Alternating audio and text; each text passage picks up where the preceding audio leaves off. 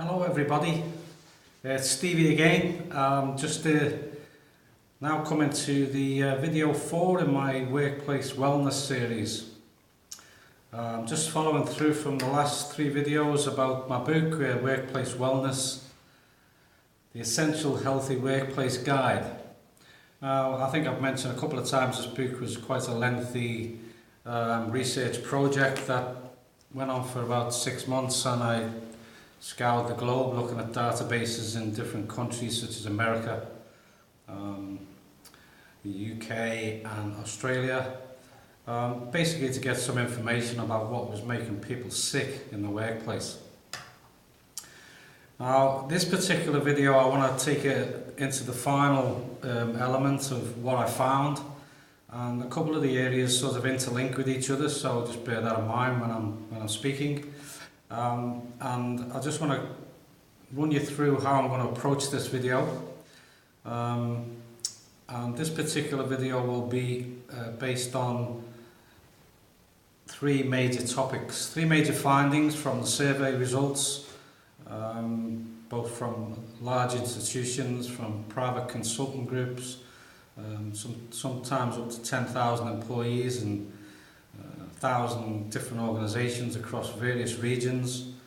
And I want to talk in this video about toxic substance exposure, because a lot of the workers who were involved in these surveys and the statistical databases, a lot of the illnesses and sicknesses and absenteeism rates were based on toxic exposures in the workplace. Now, I'll go into that a little bit more depth as you move on. So the second one, which I found interesting from a point of view of my own experience and my past working roles, that I knew mental health was starting to be prevalent in many institutions due to the pressures and the stresses, etc. But I was quite surprised to see the issue of workplace depression coming high up on the radar. So I want to go into that a little bit more depth as well and give you some insight to what I found there. But the other one was also quite interesting as a new finding for me as well, which was the eating habits. Many institutions and many people involved in the surveys were being off work for sick due to their eating issues, and I'll go into what that means as you move through. So I'll go through each one individually, and I'll discuss what I found in terms of why and what and where, etc. these things were happening. But I also want to give you some insight to a couple of quotes which came from major institutions. I spoke about the 3 countries earlier on, but I want to go through what the US Labour statistics highlight, which is a fairly prominent institution in America. And they found that the exposure to harmful substances or environments is among the top 4 common causes of workplace fatalities. Now, I know if you're in a high-risk industry, such as the mining industry, the oil and gas, construction, them type of high-risk environments will often expose the workers to more risk and more potential serious injury and fatality. But when you come to look at harmful substances as well, it opens up a new sort of model of approach to this problem, but also gives you more insight to what is actually happening. In taking that statistical quote a bit further, the US Labour statistics also mentioned that around 60,000 deaths on top of roughly 868,000 illnesses came from chemical exposure alone. Now, chemicals can be quite toxic and very, very harmful. Obviously, we have various policies and regulations revolving around hazardous substances to try and combat that. But initially, I speak for myself, my own experience a couple of weeks ago in Australia, there was a very serious incident where gas exposure killed some personnel and also seriously affected quite a lot of others. So it's not just a spasmodic occurrence, it's actually happening quite regularly. So I just wanted to get a feel for what that means. I'll just look at the toxic substance and explore that a bit more so you've got some insights of what I'm actually talking about there. But how people getting affected or exposed or becoming ill or sick and absent for work due to toxic substance exposures. Well, how most of it's coming through various types of job roles. Skin absorption, exposure or inhalation of toxic fumes, or volatile chemicals. Also direct contact with what they call dermal exposure. Dermal exposure meaning unclean or unhygienic work surfaces. For instance, if I was working in an environment and I was using my hands on a particular bench top, whether it be a workshop, whether it be a canteen, whether it be stores or whatever it might be, transmission through these types of surfaces is not uncommon. You've got physical hazards also fitting into that, where we've got the constant exposure to noise. You look at construction, the mining industry, the oil and gas industry specifically will be exposed to high risk noise each day. And also sound and the sounds from different types of machinery. Heat, noise and cold and vibration, they're all physical hazards which can have a contributing factor to the worker becoming ill or even causing a death.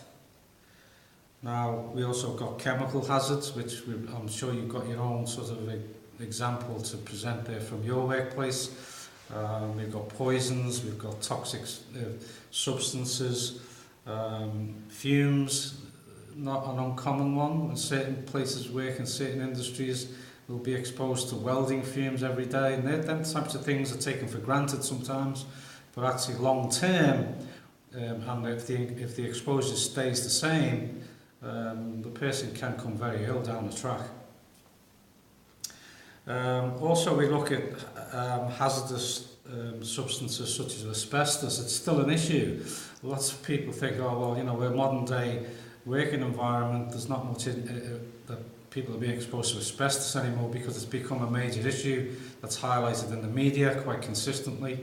But in reality, it's still a problem. Lots of old buildings are being demolished, and lots of old offices and environments where people work are making way for new construction, and that also presents the added risk of being exposed to asbestos. But then we've got the biological hazards, which we have to be very serious about because we can't see them. We breathe in, we inhale, we breathe, absorption in our skin. All types of entry into the body systems come from biological hazards. I worked in the nursing industry for quite a while and managed teams. I also did quite a lot of work with infection control nurses. And it really opened my eyes to the issues that these people face on the shop floor. They're not only dealing with people who are ill and frail and potentially have disease themselves, they're also dealing with unhygienic work environments. Biological hazards can't be seen, the germ transmission, but also the fact that we've got issues such as hepatitis, which are quite serious. We've got swine flu viruses, bloodborne diseases which you contact from one person to the other, and obviously the issue of HIV/AIDS is still prominent, believe it or not, in the workplace just as much as it is in the social environment, so probably even more so in some cases. But then we've also got the toxic management, which I've mentioned a couple of times. It seems to be popping up quite consistently. That toxic management can have quite a lot of major issues. I've put a few things on my board here, and just to give me a bit of an insight. Specifically, toxic management can be unreasonable behaviour, unreasonable demands, bullying. The culture is very toxic. Workers I've spoken with for many years have said, they just can't stand working here anymore, and need to go and find another job. But some people can't move because obviously they might not get another job because of their age or their skill level, and they're often feeling like they're being forced out, and that's a toxic environment. Generally revolves around people who have been in that culture for a long time, or been together for decades, and they control, and they have the power status to make decisions that affect the people below them. And that's a not uncommon thing that's came out in the survey reports, that workers are very unsure and feeling stressed about the toxic management they have to work under. I just wanted to point out to a researcher called Bakal, who I found very interesting, his quote on this particular subject. He says about toxic management, he says that largely ineffective as well as destructive to its employees. Now, you may recall from one of my other videos, I've spoke about leadership style. I've also spoke about the fact that it's autocratic versus transformational, with one being more cooperative and collaborative with the workers, rather than just saying, this is what I need you to do, and just please get it done in the quickest way. But this ineffectiveness is often caused by the misunderstanding of how they're supposed to lead people, or they don't really know what leadership is, so they can't really change. But it can be very, very destructive to the culture of the organisation, to the point where the culture inside the organisation becomes very toxic. No one seems to be very happy. Everyone's walking around with grumpiness and stressful situations, and it's causing them to be ill or slightly depressed as well.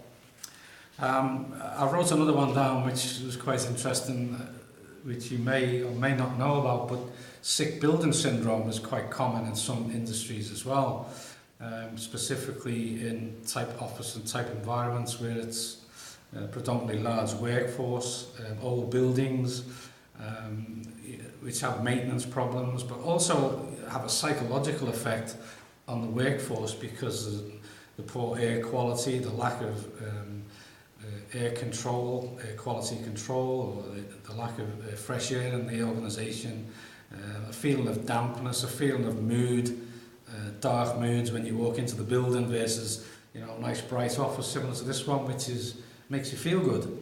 So sick building syndrome is an uncommon issue, and many people don't seem to take it seriously, but if you work in an organisation where it makes you feel unwell, there could be genuine reasons for that.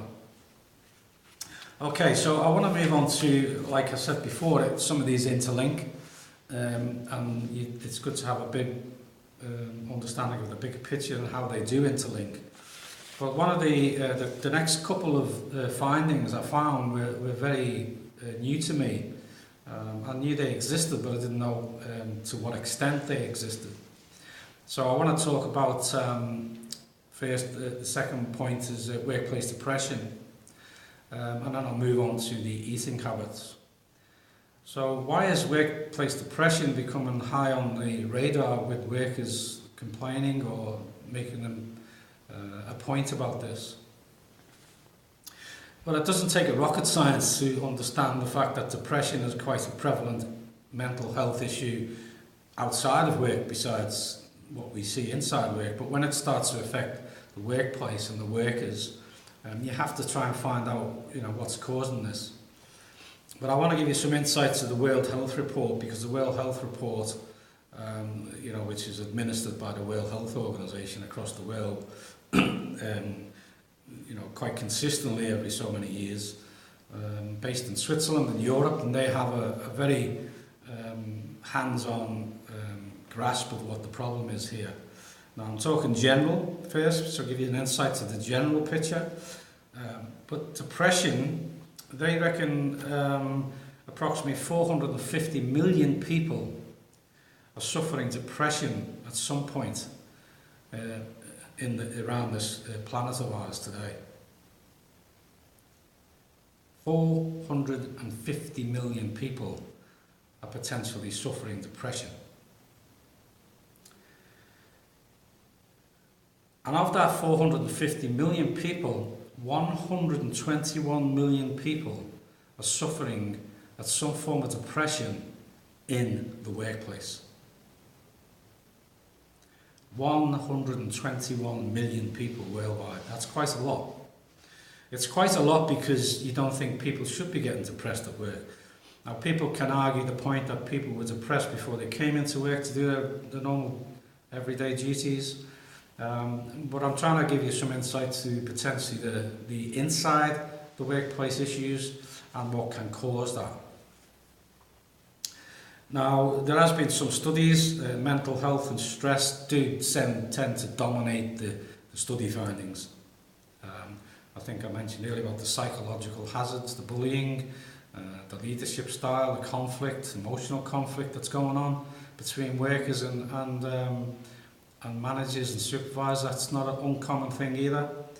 But according to this particular study which I came across, which examined 34,622 workers across 10 companies, of the 2 mental health disorders dominated the findings. Are the 5 most populated health-related problems. Depression was the first one. So out of 35,000 people approximately, depression was seen as the highest health problem from the study findings. Then we've also got obesity, arthritis, back and neck pain, which is probably caused through a certain type of job role, anxiety, which is very closely linked to depression anyway, and we've also got fatigue. So all these types of issues are not only just physical, they are mental and psychological.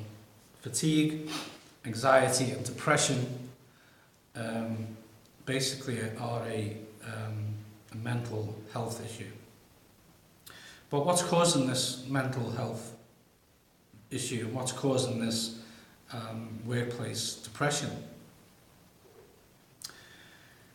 Because mood disorders are basically accompanied by emotional, behavioural and physical symptoms.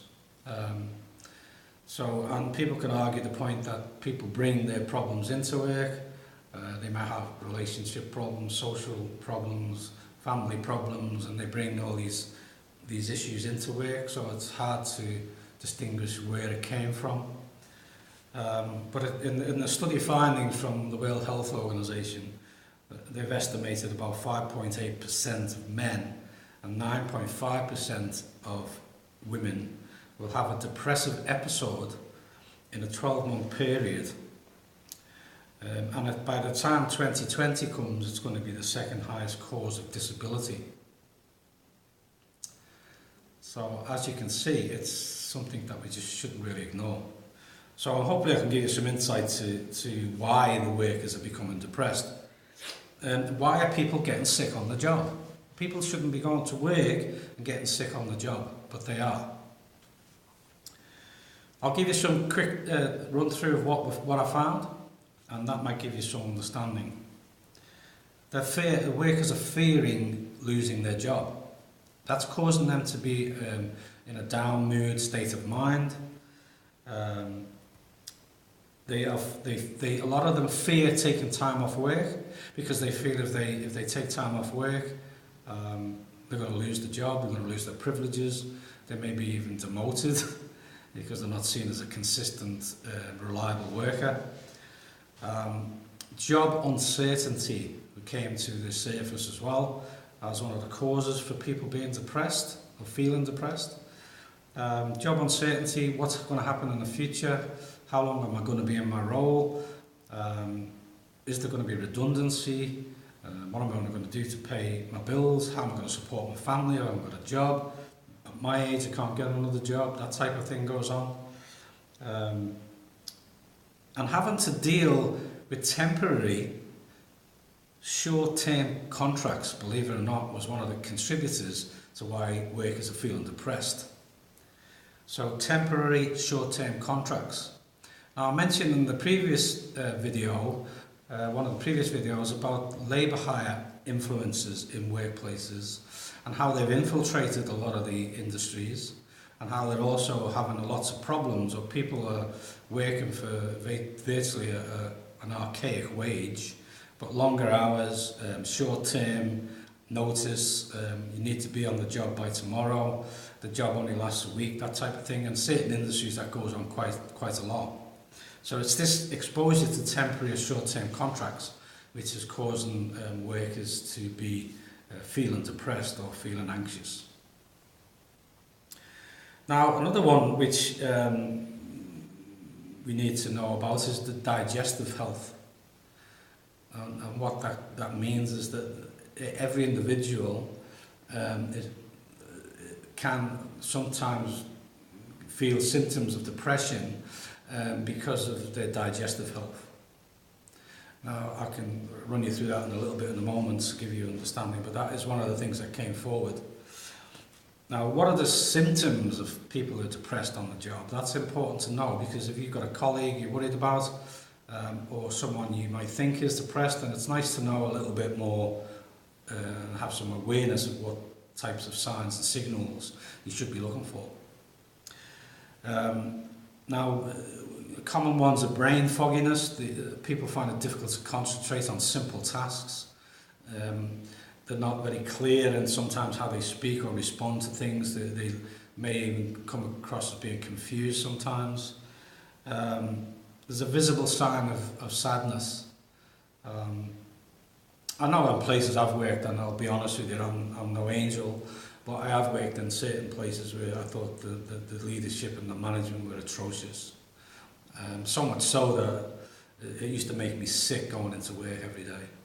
They have got no idea, these people I've worked with, as an example of how to treat people, how to communicate with people, but not only that, but how to coach people, and how to lead people. And what happens when mistrust comes into the situation, and once there's mistrust, there's no leadership, and there's not often good communication. It takes a long time to build that trust back up again.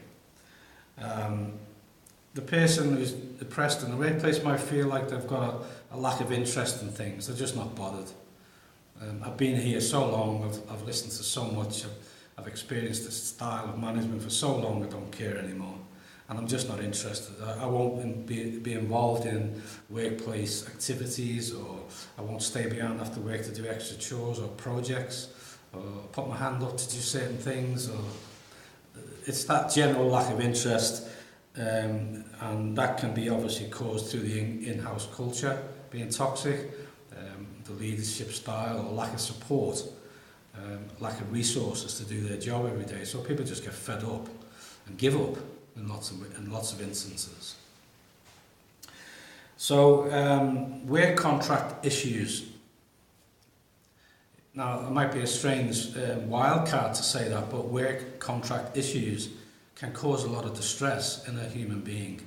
Now, if you're actually realising that we are emotional beings, then we work on a daily basis to be happy and content in our job. But when we have these frictions and these tensions and these these anxieties coming into the workplace, it makes us feel uncomfortable, makes us feel uneasy, and can lead to distress in some cases. So one of the findings that people were considering in the surveys quite a lot was the issue with work contract problems, having to deal with contract issues, or lack of support in them contracts, and security of the job, etc. Okay, so that's the important thing to know about the workplace depression, what causes it, and also how you can look for signs and signals, and how you can maybe intervene at some point down the track and help your colleague. I want to close on the final component of sickness in the workplace, which is one that surprised me, but the more I researched it, the more I could see it was a contributor. And it also interlinks with depression because I mentioned just before that your digestive health does affect your mood. And I won't get into the science of everything, but your gut health is connected to your brain, and your brain, in respect to people being depressed, is often diagnosed by a GP as being a mood disorder, and that mood disorder is often treated with antidepressants or time off work. Now the thing with the issue here is that people don't realise is what they eat during the day contributes to the gut health of a person, whether it's going to be toxic or whether it's going to be healthy. Now, we have a little bit of a minefield of certain jobs are sitting down, people are not moving anymore. Office workers tend to be 8 hours a day, sitting down, not really doing any exercise or getting any recreation. They're just a mundane job. Different industries will have different problems and different types of triggers for depression and different types of triggers for toxic exposures.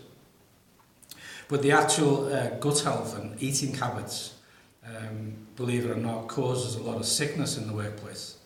I worked in the nursing industry and was exposed to quite a lot of hygiene issues, unsafe work surfaces, unclean workplace surfaces, and also the canteens are producing food that's just not wholesome or healthy. It's fast food. Fast food tends to be salt, sugar, toxic chemicals as well.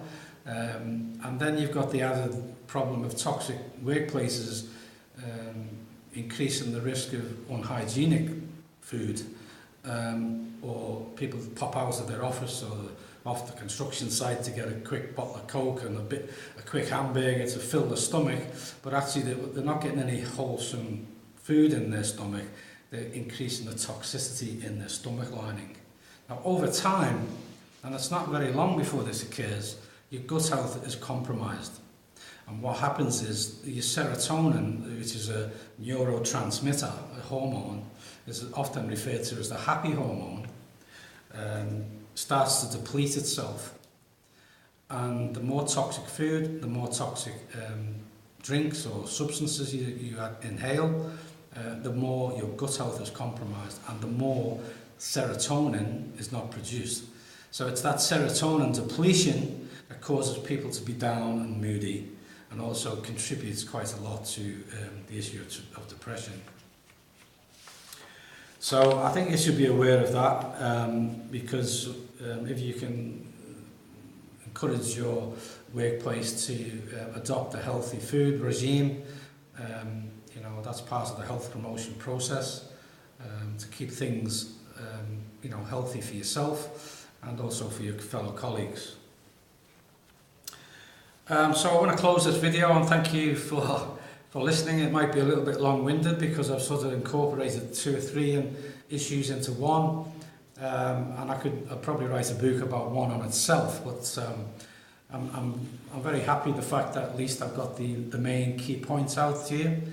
Workplace wellness is an issue, or workplace unwellness is an issue.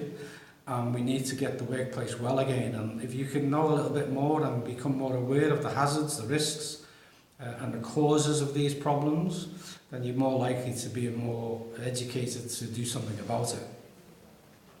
So we've got one video left, and that video I'll give you some great insight to how you can go about all good health promotion activities and strategies, and how you can put programs in place to not only keep yourself and your workers healthy, but also keep yourself legal. Because the harm to the health of a person is just as important as an injury. And your duty of care, no matter what level of person you operate in the workplace, if a person gets sick, has a disease, or dies from that particular disease, then it's highly likely there's some breach in that duty of care at some point. So I'll leave you today, and hopefully I'm trying to get you all healthy and more aware, and obviously not to panic too much. But this is a book that you can find if you go to my website, www.steviewhite.com. It's on Amazon in both ebook and also in paperback as well. And I'm sure you'll get a good finding, good reads, and you can pass on to your work colleagues and keep them healthy and safe. Thank you. I'll see you next time.